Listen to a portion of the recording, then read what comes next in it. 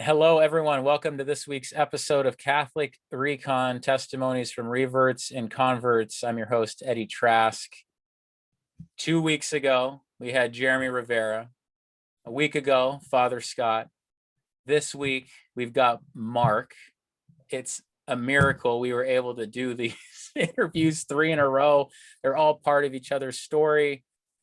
And I gotta say, just re-listening to Jeremy's story and Father Scott's, it's just amazing how so many of these stories weave together. And I'm blessed to have Marc. Marc, I appreciate you agreeing to this. I appreciate the fact that, and you'll get into it, you work for Father Scott and you are, if I'm not mistaken, director of faith formation or director, you're gonna have to remind me. Yeah, that's the current title for the Yeah. moment, Director of Faith Formation. Yep, and you're in Cross Plains, Wisconsin, right?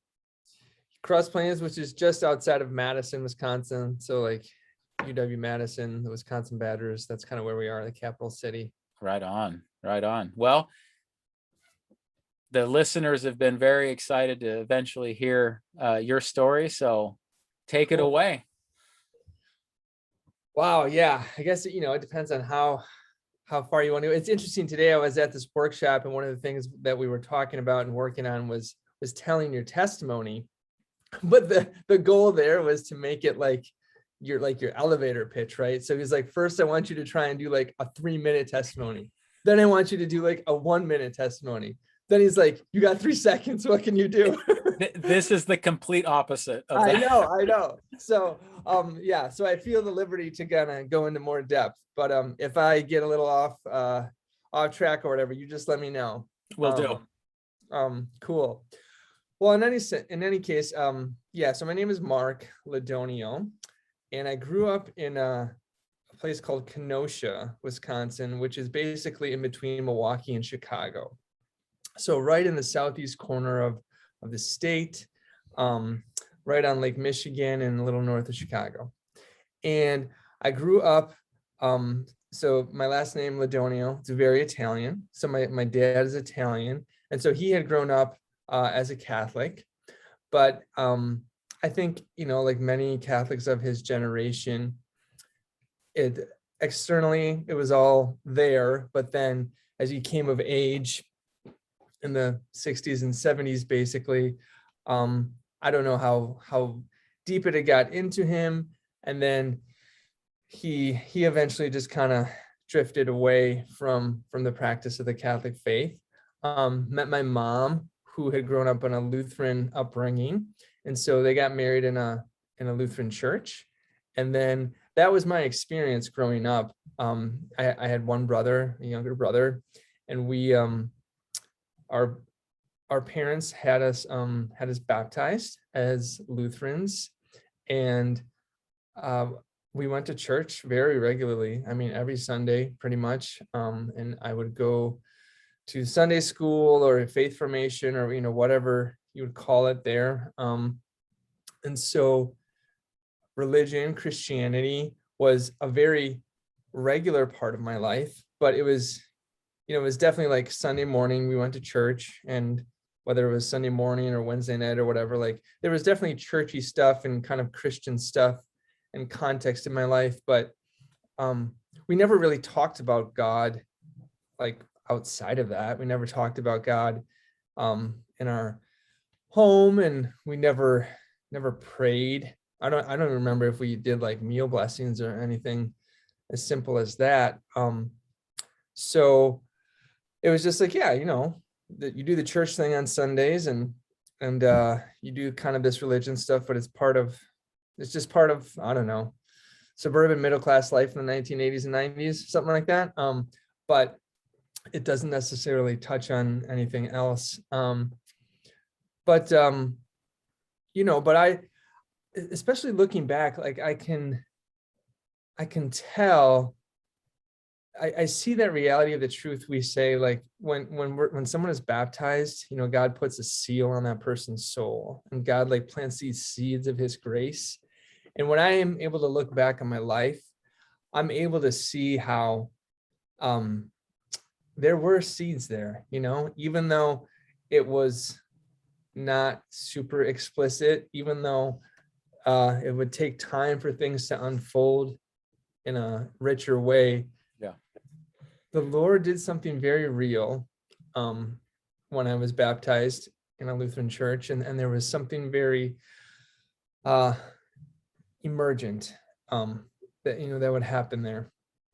And so so that was kind of my experience as a kid, was a pretty decent family life, and having that Lutheran Christian experience as a kid. I would say kind of the next kind of big moment in that journey, when I was in middle school or junior high, we called it then. I don't know, like I had an existential crisis, essentially. Like I very much remember thinking, like, I'm doing really well in school, like I'm a really good student, and I'm pretty good at like the sports I play, or I played a musical instrument. The things I did, I was like, I'm pretty good at these things, but I'm not. Like, what's the point? Like, what's the point of getting good grades? What's the point of being good at these different things I'm doing? And fundamentally, I don't. And my parents love me, and especially, like, I really felt this sense of like affection and love and care from my mom. Very, very warm and very supportive, and all of that. So there are a lot of good things in my life, but I still felt like I did not feel fundamentally happy or at peace, and I did not really understand the point of it all. And I really began to wrestle with those things at the age of 13 or whatever. Was it related to peer questions, or it just hit you? I think, I don't know, I just, as a kid, your parents you just kind of receive expectations, right, from your parents mostly. And then so I think for the first time, as you get to that age, that's kind of your first opportunity to begin to see, like, what are things like in other people's families, or like, how do they live, or what's their kind of values, or how are they going about life. And I think that just gave me the opportunity to become a bit more reflective on those questions. And I think, well, again, like getting straight A's, doing really well on these things I'm doing, and yet recognizing, like, I'm not happy, and I don't know where this is going. Sure. Like, and even I was probably kind of a little brat, like, well, why do I have to get good grades? And then my parents would say, like, well, so you can go to college. Why do I have to go to college? So you can do a good job. Well, why do I want a good job? Well, so you can, like, have money to pay for stuff. Well, why do I want to do that? And it's like, oh my gosh, and now looking back, like I was wrestling with the fundamental question, like, the Christian tradition would say, like, happiness, meaning like joy, beatitude, what Thomas Aquinas would say, that, like, that is the thing worth seeking in and of itself. And it can only be found in this union with God. But I think I was wrestling with that question, and no one was really equipped to respond to that, or maybe I wasn't asking in the right places, or what have you. But I definitely sense, like, whatever this joy, peace, happiness I'm seeking is, like, even though there's a lot of good things in my life, my family loves me, I'm doing successful in these things, et cetera, I feel like something's missing. I feel like that's not cutting it. And I'm also, as I begin to think about, like, college, work, whatever, I still ask myself, like, well, yeah, sure, I want to eat and have a house and stuff when I'm an adult, but why? Like, am I just surviving day to day? Like, what is the point of this? And so, but one thing I did not really have in my favor at that moment was I was I was not really socially part of any group. I kind of felt like I was on the outside looking in a lot of social groups in my school and whatnot. And so I said, maybe that's it. those popular kids, they look happy. They look like they have it figured out. And so I think maybe that's what I need to do. I need to somehow figure out how I can become one of them, join their group, gain these friends. And if I do that, that might be the ticket. That might be the one thing I don't really have right now that I need, that will bring me this happiness I'm seeking. And so I remember it was like the summer before ninth grade, which for me was the last year of junior high. And I was like, I'm going to ask my mom to like take me to these stores so I can try and get some clothes that I think will impress these guys. And I'm just gonna try to force myself into this group. Like, I'm just gonna hang out with them before school, stand by them, and like I'm just gonna do things to try and get into this group. And hopefully that will pave the way for this elusive happiness I'm seeking. And I mean, it was a disaster. Like I tried very hard, but it was I could tell I was being fake, and I could tell most of these guys basically they just used me. They knew how badly I wanted to like be one of them, and so they would have me do stupid things, or dare me to do ridiculous things or whatever. And I just it all kind of culminated. There was this one guy who I did become decent enough friends with. Like, he invited me over, we would hang out some, but then one day, like, he just turned on me, and I don't know why. Who knows? 14-year-old kids can just be terrible. Yeah. But he just kind of turned on me, and all of a sudden started just bullying me and picking on me. And eventually one day I had enough, and we got into a fight, and we kind of tumbled down the stairs in the school, and like broke this glass door, and I had to go to the hospital and get some stitches on my hand.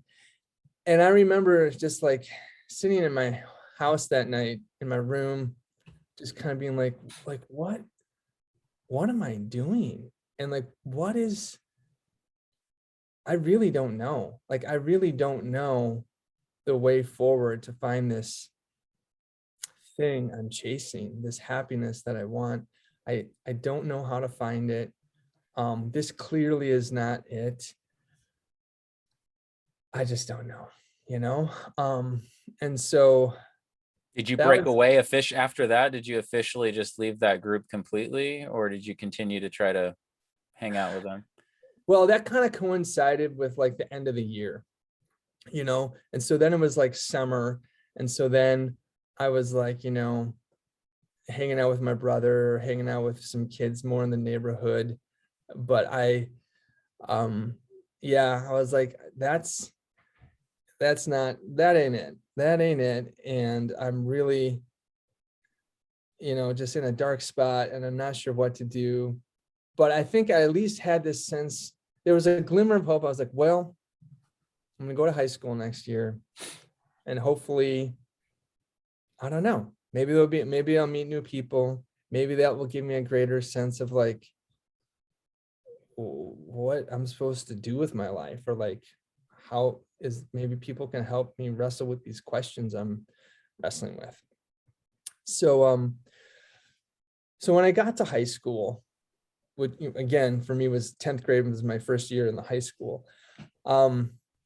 There was this one guy that I kind of knew because he was like his mom, or I don't know, like we had this community theater sort of thing in my hometown, and then my mom had done plays there, and then this guy Ben, he had kind of maybe been in plays, or his mom had been, or I don't know. In any case, I somehow knew him a little bit. He was a senior though, so he was 2 years older than me. And as a guy who's been like bullied a lot and stuff, I did not have a lot of confidence in like trying to make friends, especially with someone a couple years older. Sure. But he was like, he was really well known and well liked throughout the school, but he wasn't like a popular kid. Like, he was a really good soccer player. But he was also like did theater stuff, and he was super funny. And I think everyone respected him because he was just himself. But he was in my gym class. We had gym together. And within the first week or two, I mean, like, he recognized me. And so like he said hi to me and like talked to me a little bit. But then I think he began to realize like I was not, I didn't really know anyone else in this gym class and no one was really talking to me. And he began to take a greater and greater interest in just befriending me. And it was really, especially after the experience of like trying to be friends with people who were just kind of jerks in the end. Yeah. This was really, what's the word? Just kind of it took me by surprise. I was like, what? This guy's like just asking me questions and just like trying to talk to me about life. And this is really great, but like, I don't know that I've really ever experienced this. And man, maybe this is like what a friend is like. Yeah. And so, but eventually, there was one day he was like, hey, you want to come and eat lunch with me and my other friends? I was like, okay. And so I was eating lunch with him, and there were these two other guys, Vinny and Paul, and they were all seniors, and I was 2 years younger, and they were all, again, all of them are really well liked and well respected throughout the school community, and I knew that, I could see that, but none of them were like, they defied categories. They weren't jocks, they weren't nerds, they were their own people, and they were very confident in who they were. And the more I sat with them, the more I realized these guys, I don't know what to make of these guys, because we'll be sitting here eating lunch and they'll talk about the Green Bay Packers, or they'll talk about what's going on in school, or they'll tell jokes. And then they'll just start talking about like what they were reading in the Bible the other day. Or then they'll say something about like what their youth pastor was saying at church, or they'll talk about like, something that they were praying about. And I was just like, I don't get this. Like, they can just very organically, naturally shift from like talking about football to talking about Jesus. And to me, Jesus is like this thing that like happens at Sunday morning church, but they're talking about him like someone they know, like a friend. And that just began to open up this whole new vista to me of like, okay, I don't know, like these guys seem normal, and they're like probably my first real friends ever. And I feel like maybe I should try to pray, or maybe I should grab that Bible that I got when I had my first communion in the Lutheran church and try to read one of these gospels they talk about, because maybe I'll learn a little bit more about Jesus, and maybe I'll even join them at one of these youth groups or something. And so I did start doing those things. And that was that was a fundamental, huge moment in my life, that kind of autumn of my sophomore year of high school, where all of a sudden I began to recognize, wow, Jesus Christ is this person who loves me, who desires to be in this relationship with me, whom I can talk to. And there's people who want to share that friendship with Christ together. And man, this is nothing I had ever really imagined or considered. But the more I did that, the more I began to realize, I think this is, I don't even know if it was conscious, but at some point I was like, oh my gosh, that like peace I had been looking for, that happiness I had been looking for, I think this is it. Because I think I've discovered what a real friend is. And these friends have helped me realize that the deepest friendship I desire, the deepest love I desire is limitless, and it's found in this it's found in Jesus, in this human divine person who can love me very closely but can do it limitlessly because he's God. And and they're kind of like an extension of him, and maybe I can be an extension of him too. And yeah, so there was like a lot. That sophomore year of high school was absolutely fundamental. And that but then I got very invested in some of the evangelical Protestant communities that these guys were a part of. What's funny is they all went to different churches. And so I kind of got then an experience of a variety of different Christian denominations. Was this just in high school, or is this carried through college as well? Some of these friendships and going to these different. Sure. So those three guys were like really fundamental at that juncture of me, flowering into this Christian conversion in a more adult way. But then, they were 2 years older than me. So they were gone. Yeah, they were. Right. So, but they invited me to these youth groups, and then I made all sorts of friendships in these different youth groups and in kind of the Christian circles, evangelical, overwhelmingly Christian circles in my high school. And that became just a central part of my identity and my just everything I was doing. And so I mean, I got really, I would like check out these different youth groups with these guys, but also like we had just recently gotten like a new youth minister at our Lutheran church who I think really grasped the importance of like small group discipleship and one-on-one mentoring and doing Bible studies. And so like that, the flavor of what was going on in my Lutheran church took on a very new direction, and I became like a key leader there. And I mean, within 6 months of like that intense conversion, I was like, this is what I want to do with my life. Like, I want to be a youth pastor. I want to, because there's probably tons of kids out there like me who are like looking for meaning, looking for purpose, and I want to help them encounter Jesus in the similar way that these other guys helped me encounter him. I want to help them discover like the meaning of their life and see how everything else fits into that relationship with Christ. And so that was like just central then to so many things throughout high school. And then so then I went to college. There was actually like a University of Wisconsin kind of extension campus not too far from where I lived in Kenosha.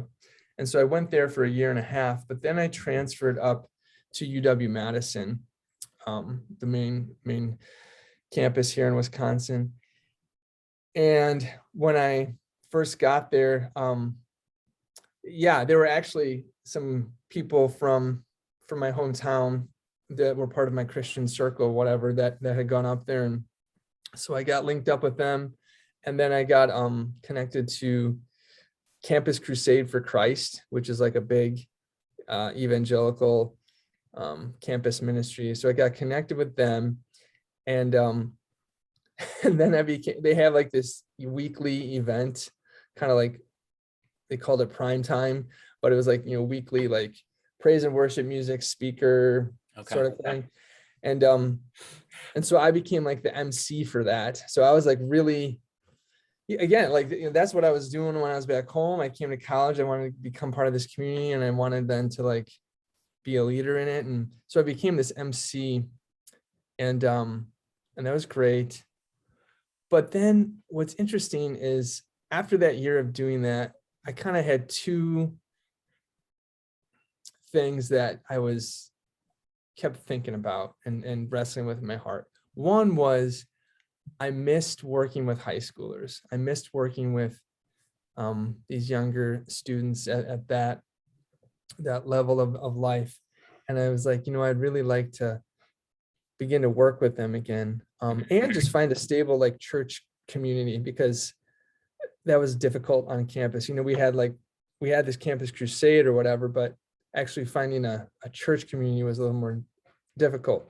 So and then also I kind of realized that in a sense, well, I was like, did I want to be the MC? Did I want to help out with that whole campus crusade thing because I wanted to help out? Or did that kind of feed my ego some? Like, it was kind of cool to be on stage in front of hundreds of people and like do funny things and introduce people and talk about Jesus. And I was like, I don't know.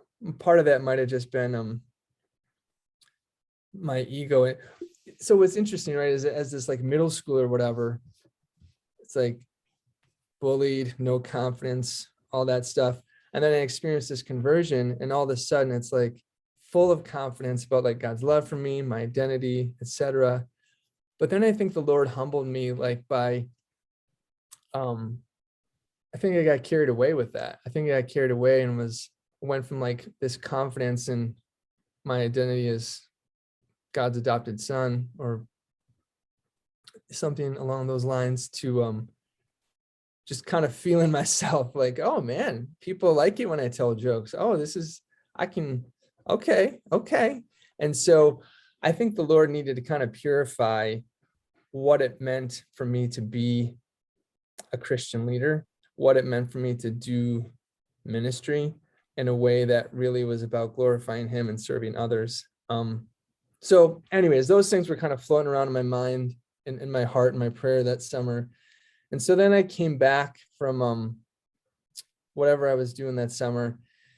And so that second year I was at UW-Madison, I had been hired to be what is called a house fellow, which, because we're very prestigious here at UW-Madison. So we can't use the normal term that most colleges do, which is resident assistant or RA. We were house fellows. House fellow, okay. Yeah. So, but in any case, I was going to be a house fellow, an RA, my junior year of college. And, we had to come early for about 2 weeks or so of some training. And so come to do that training, and I meet, and I had some good friends who were going to be house fellows too, and it was going to be super fun. But then I also met this guy, Scott Jablonski. He too was going to be a house fellow, and I kind of knew who he was because he, there's a variety of different like Christian campus ministries, but on a campus of like 40,000 or so, which is what UW-Madison is, and one that's pretty, secular, all kind of the Christian groups kind of are aware of one another, because it's, nice to know like who you can try and be friends with and support you on that journey. Yeah. And so I knew like he was more hooked up with IV, like InterVarsity, if you've ever heard of that. Mm-hmm. So I kind of knew who he was, but he was going to be this house fellow, this RA in the same dorm as I was. And so I was like, oh, hey, Scott, like, oh, this is awesome. Like, and so we were talking or having lunch one day or whatever during our training. And I kind of shared with him like my desire to, that I was like, yeah, I'm not going to do the Campus Crusade, primetime thing anymore. And I'd really love to like find a high school youth group to work with if possible. And he was like, actually, I go to this pretty large evangelical church in the area, in the Madison area. He's like, I go there and I work with the high schoolers, and it's great. And maybe it's something you want to check out. And I was like, okay, yeah, I'd be happy to check that out. And so I did. So I went with him to check it out, and I loved it. I loved working with these high schoolers. The youth pastor was awesome, and he kind of took me and Scott under his wing. He invited us to like this official relationship of like mentoring us. Wow. And so that was a great privilege. And it was a really beautiful time where we were being invested in, and we were able to invest in these high schoolers, and there was just a whole host of college students from the UW campus who were helping out in this high school youth ministry. And so that was just a great culture of Christian friendship that was. What was the focus, given that it was a non-denominational church, right? The large one. Yeah. What was the theological focus with these teens? What was the big focus for everyone? Yeah. Well, I mean, it was it's hard to say there, Eddie, because that's always the challenge, I think, in some of those evangelical churches. I mean, the basic gospel, right? The basic rigma, we would say, right? Yep. Like, God loves you. He wants a relationship with you. Sin makes that a problem. Jesus died for you. You should receive him into your life and seek his forgiveness, and he will give that to you. And he wants to change your life. And then, And so, and that's not entirely fair. I'm sure there's like more that was going on there, but, fast forwarding a little bit in the story, that kind of sole focus on like the basic gospel message, and just this focus on like just trying to get people in the doors and trying to like just preach that again and again and again and again, eventually Scott and I got to this point like, well, okay, this is all great, but like, then what? Okay, so people accept this message, but then where do you go from there? What happens then? What does kind of further discipleship look like? So that became one of the challenges that I think began to generate our journey to seeking something beyond evangelical. And that's kind of why I was asking, because certainly don't want to make it a caricature, but I do wonder what these kids are told after that fact. Like, okay, he forgives you, right? What does the rest of the journey look like? And I don't know that some denominations are really focused on justification versus sanctification, but I can imagine a lot of these kids saying, man, I just got off of a high, right? But I am struggling with this, and this. Right. What I'm saved. What can I do? What can't I do? I've heard that religion is so wrong. Religion tries to put these boundaries around you, but I'm God's child.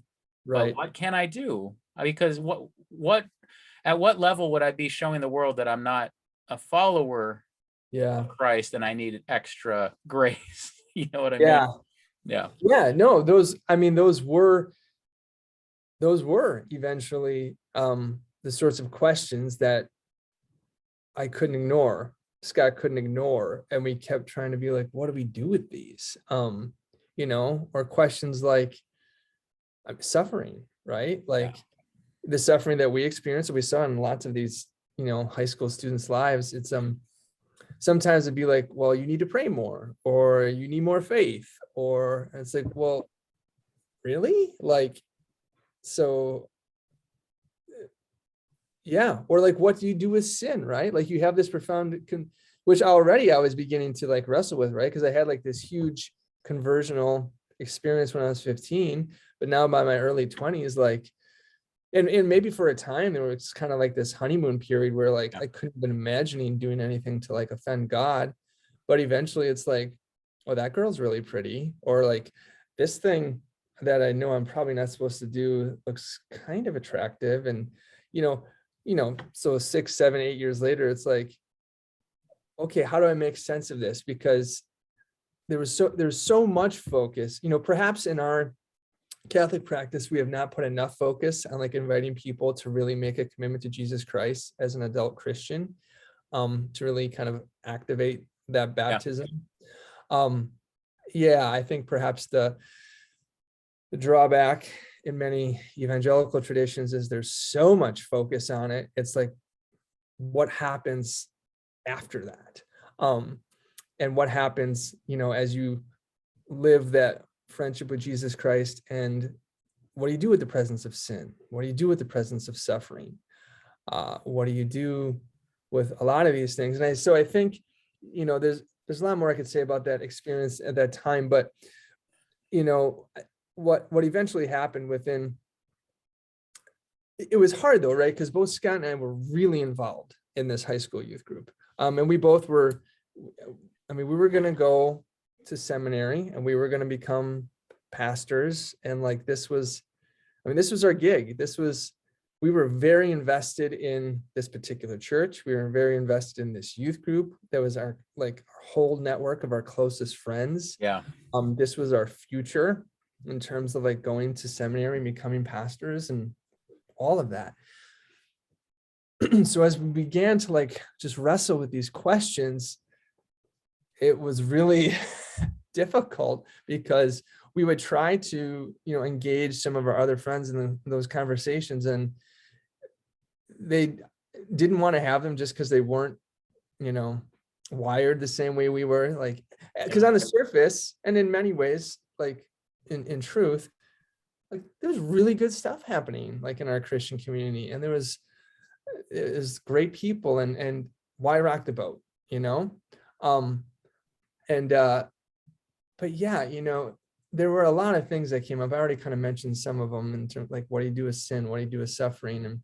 But once you guys are both, I think I remember Father Scott saying that these things kind of came to a head at almost the exact moment where you looked at each other, I thought, and you decided we got to not get out of here, but what else is out there? What are we, what's holding us back really? There was just so here's what's fascinating. One key moment I can remember is we took these high school students on we just called it a spiritual retreat. Okay. So we had a couple different, we had like a winter getaway that was like, the focus was pretty much doing a lot of skiing and fun. And then like, have some sessions here where you did a little teaching and this and that. And then like in the summer, it was like kind of a local mission trip thing, or like, I even like went on a mission trip to Romania with some people. But in the winter, and even our youth pastor was like, I really want to do this during Advent. I was like, you celebrate Advent? I mean, I remember doing that as a Lutheran, but I didn't think we did that here. But I was like, okay, man. He's like, I want to take this spiritual retreat where we're going to like expose the students to these different spiritual practices, encourage them to go deeper. I'm like, I'm about that, but like, okay, let's see how that goes. It was amazing. I mean, these high school students, that's where I was first exposed, honestly, to the practice of Lectio Divina. And he talked about like how these monks from 1500 years ago would read the Bible in this way and try to savor it. And I was like, this is amazing. But like that one, like the Saturday night, we had this worship service where we, at the end of it, it was like, okay, there's these different stations where some of the leaders are sitting there. He's like, if any of you want to go, if you're wrestling with anything, if there's temptations you're struggling with, sins you're struggling with, I invite you to go to one of these groups of leaders, and you can tell them about it and just kind of pour your heart out to God by telling them about these things you're struggling with, and they will pray with you. And they have oil there, because in the ancient church, people would be anointed with oil for healing. And so like they'll pray with you that God will give you the strength to resist these temptations and forgive you. And they'll anoint you with this oil and pray for God's healing. And so, and it was this very powerful experience where people, there's something beyond words, right? Something beyond words where people kind of sense the presence of God. Looking back, I'm like, oh my gosh, like, yeah, that's the sacraments. That's like the Catholic thing. So yeah, it was like, Father Scott and I recognize, look, there's all these different versions of Christianity. And I suppose it's possible they could all be wrong, but I doubt that, because I'm pretty convinced of the reality of God, pretty convinced of the reality of Jesus as the Son of God and his resurrection. So I'm pretty convinced that Christianity in general is true and the truest vision of reality. But I'm also pretty convinced that they can't all be right. I mean, they all share things in common, right? Every Christian believes that Jesus is God.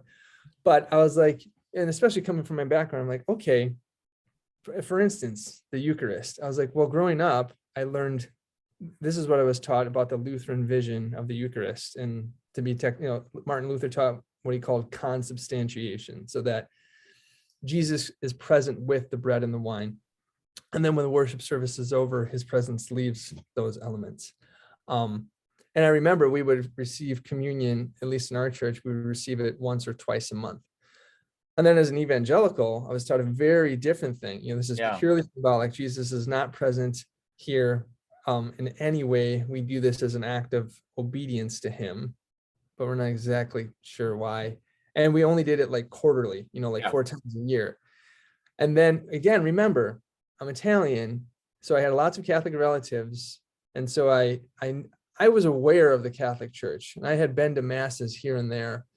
And I was like, I'm pretty sure those Catholics have a really intense belief about how Jesus Christ is present in Holy Communion. And I'm pretty sure they celebrate that every Sunday.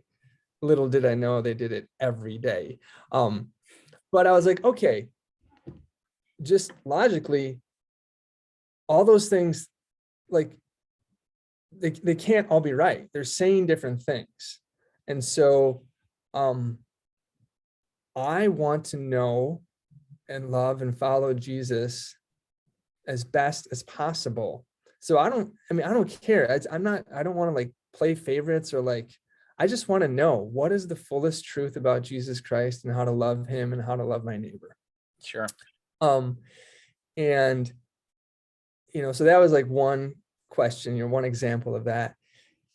And I think and I'm not sure if Father Scott touched on this, but like, I think one of the things that we both struggled with was like having been exposed to a variety of different Christian movements and churches, and basically everyone's saying, the Bible is our authority. It tells us what to believe and how to live as a follower of Jesus Christ.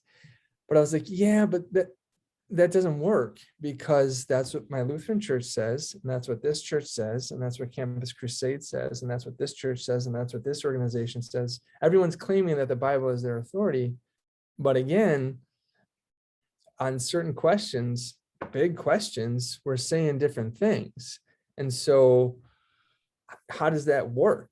And if it doesn't really matter, well, then why should I take the Bible seriously at all? And so I was like, it feels like, is there anyone who can like authoritatively say like, this is actually like what the scriptures teach. This is actually how we should worship, or this is actually the proper response to some ethical question, or, whatever the case may be. So I began to get to this very exasperated place of like, I simply want to know and love and follow Jesus and love my neighbor as best as I possibly can. And I'm not sure how to do that, because I don't know whom to trust. Now, you're saying before Denver, you were having those. That's right. Yeah, that's all going on before Denver. Yeah. And can you go get your head back in Denver? Because you were only in Denver for a short period of time. Yeah, I myself was in Denver for the shortest of the three. Yeah, the shortest of the three. Yeah. Can you take me there and then and share? I think you left for your wife, if I'm not mistaken. Oh, right. So yeah, okay. So to kind of speed it all up, Father Scott and I both realized whatever this fullness of the Christian thing is, it's something more than American evangelicalism. It's got to be something more global. It's got to be something with deeper roots in history. And so we knew that. And so we knew that we needed to, as painful as it was going to be, leave that church we were in, that tradition we were in, and seek these questions out to wherever they led us. But we were pretty convinced it would be something more global and more rooted in history. So we get out to Denver, and in Denver, we get there and it's like, wow, like we really sensed like we needed to do this, but I think the reality of it hit us when we got there, like, oh my gosh, we're in a city we don't know. We any family or friends are like 1,000 miles away. We've really been stripped of basically everything except the friendship we share and the hope we have that God is bringing us somewhere on this whole journey.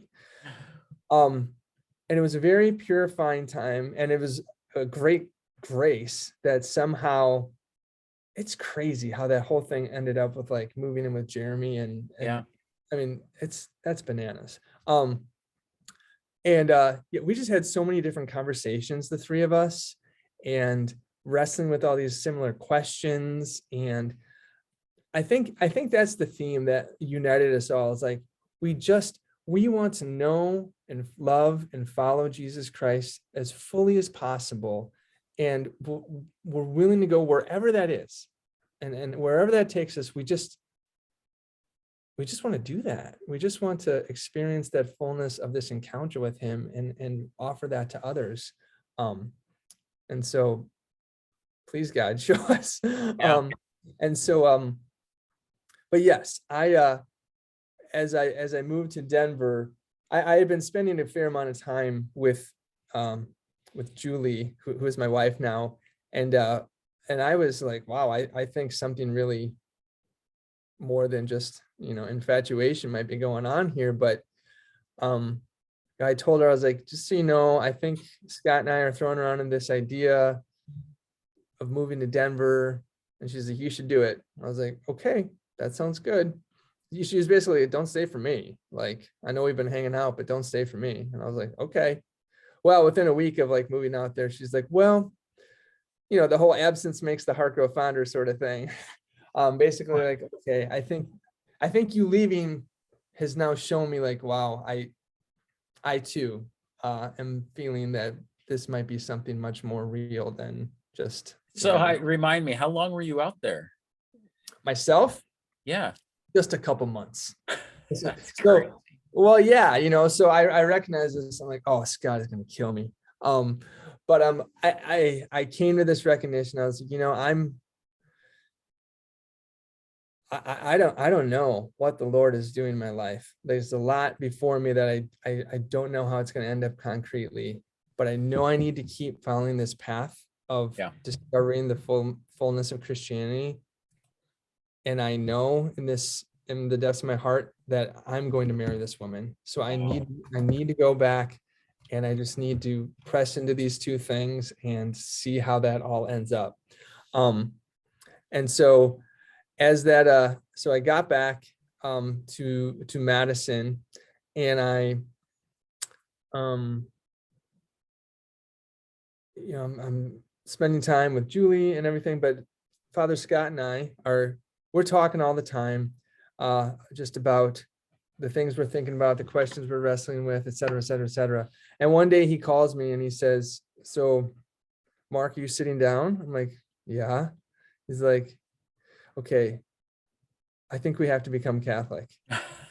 I'm like, oh, okay. I'm like, I can see that. Like, a lot of things have been coming up Catholic. Like I said, even that, kind of like youth spiritual retreat we had was like very Catholic, and exposed us to some of these Catholic things. I was like, okay, well, all right, tell me more. And so then he proceeds to tell me how he has met Archbishop Chaput.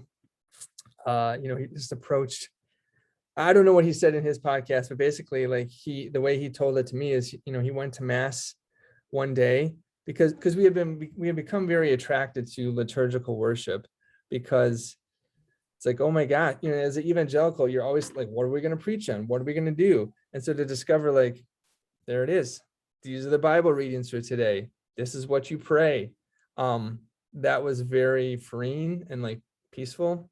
And so I think he went to mass to experience that, and then approached the priest afterwards, Right. and was like, I have all these questions. And the priest was like, I'd be happy to take you to lunch and talk about it. Little does he know, he's at the cathedral and is the archbishop. But I know we're getting to the end of our time, but to me, that is such a great, it like completes the circle for me. Like the very beginning of like my real deepening of my Christian conversion happened because there were people who were willing to be my friend, who were willing to take time to get to know me and to invest in me and to just invite me to experience Jesus Christ. And a man who I've never met, and I probably never will, but the fact that Archbishop Chaput, took this time to befriend Scott, to talk to him, to listen to him, to accompany him on his journey, that was instrumental for Scott. But then by way of Scott and my friendship, was then instrumental for me, and coming to this recognition that, yeah, all these questions I'm struggling with, the fullness of the presence that Jesus Christ wants to give, the fullness of him speaking into my life, that's all found in the Catholic Church in its fullness. That's the point of the authority of the church, is to be able to say, yeah, like Jesus can speak to me, and help me know, yeah, this is what the scriptures say. And that tangible encounter with Christ that my heart was yearning for,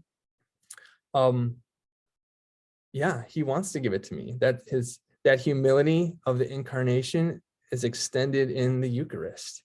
And there's a variety of other things too, but those things that we were wrestling with, we both came to this recognition. I would say like, well, Scott, can you ask him about this? And then like he would send us things to read, and Scott and I would talk about it. But we both came to this recognition, like, yeah, the fullness of the Christian encounter is in the Catholic Church. And so to wrap it up, my wife had grown up Catholic, but for her, as I kind of went through RCIA, then that was kind of this deepening of the Christian encounter for her. And I came into the church in 2006, went through RCIA back here in Madison at a church here. My wife and I then got married in 2006. And then I started working for the Cathedral Parish in downtown Madison not too long after that. And it's funny because the same summer I started working there, Father Scott decided to come back to Madison to join the seminary, and his first summer assignment was at the Cathedral Parish. Is that right? Yeah. And then, and we're like, this is crazy, like the journey we've been on so far. And I remember even then we were like, maybe one day, Scotty, if you become a priest, it'd be cool if we could work again, together again, and try to evangelize together again. And so the fact that that's kind of happening now is, it's wild. It's a great grace. It's a great grace. Unbelievable. Once again, thank you, Mark. What you said at the end is pretty powerful. A lot of people can't see it. They have to walk their own road, obviously, to discover that. But we talk about it constantly, where people might say, hey, yeah, we don't agree on everything, but we agree on the essentials. And then you say, who grabbed those out of the Bible? Because it certainly extends beyond the commandments. They'll talk about theology that explicitly refutes Catholicism. So there's this united idea, as long as it's in protest of the Catholic Church, but it all points back to protesting what? A singular set of teachings. So anyway, we have to leave it there. I'd actually love to have you on again so we can go further into this, but Yeah, I'm sorry. I mean, I know that was long, and there's just so much there. yeah. No, it's good. And again, with Jeremy, Father Scott, and yourself, blessings over you and your families. And what a I just can't believe how these things just weave together, and the fact that Yeah. you guys, you and Father Scott specifically, Mhm. were called to a specific area, and even though you left, he was able to stay in touch with you, which again, Mhm. this all boils down to friendship and good witness, just like in Father Scott's story. So Mhm. again, thank you. And for everyone that listened to that, please share not just this, but share Jeremy's story, Father Scott's story, and Mark's story. And until next time, take care and God bless. Bye.